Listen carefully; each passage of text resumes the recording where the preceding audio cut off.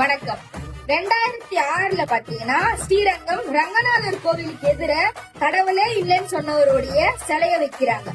உடனே அதை கண்டிச்சு அங்க இருந்த பக்தர்கள் எல்லாருமே ஒண்ணு சேர்ந்து அவர் என்ன அவ்வளவு நல்லவரா, இல்ல மக்களுக்காக அவ்வளவு நல்லது பண்ணிட்டாரா, இதெல்லாம் கேட்க போனா எல்லாரும் என்ன சொல்லுவாங்க, என்ன நீ இந்த அளவுக்கு பேசுற பத்தியா, அதுக்கு யார் காரணம்?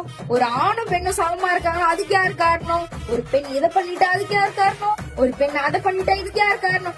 எல்லாம் சரிதாங்க.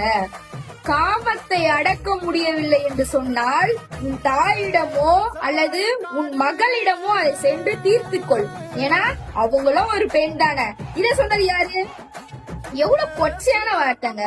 ஆனா இப்படி சொன்னவங்க உயர்ந்த இடத்துல வச்சிருக்கோம். இதெல்லாம் கண்டிச்சு அவரு சிலையை அங்க இருந்து எடுக்கணும் அப்படின்னு சொல்லிட்டு பக்தர்களோடு, இந்துக்களோடு, மக்களோடு ஒண்ணு சேர்ந்து அந்த சிலையவே அந்த இடத்துல இருந்து எடுத்ததுதான் இந்துக்களின் முதல்வர் நம்ம திரு அர்ஜுன் சம்பத் ஐயா அவர்கள்.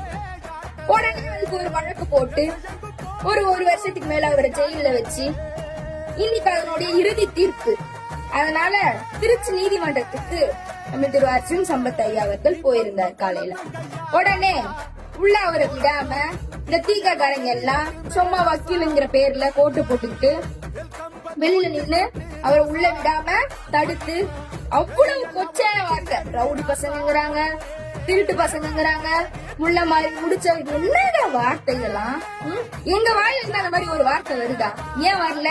ஏன்னா எங்க தலைவர் அந்த மாதிரி எங்களுக்கு சொல்லி தந்தது இல்ல. நீங்க வந்த வழி அது, நாங்க வந்த வழி இது. எங்க வாயில பேசின ஒவ்வொருவர்கள் மீதும் வழக்கு பதிவு பண்ணணும். இவங்கள பேச தூண்டி விட்டாங்க பாத்தீங்களா, அவங்க மீதும் வழக்கு பதிவு பண்ண வேண்டும். இல்லை என்றால் இந்து மக்கள் கட்சி நிர்வாகிகள் ஒவ்வொருவரும் செய்து அடுத்து நாங்க என்ன பண்ணணுமோ அதை நாங்க சிறப்பா பண்ணுவோம்.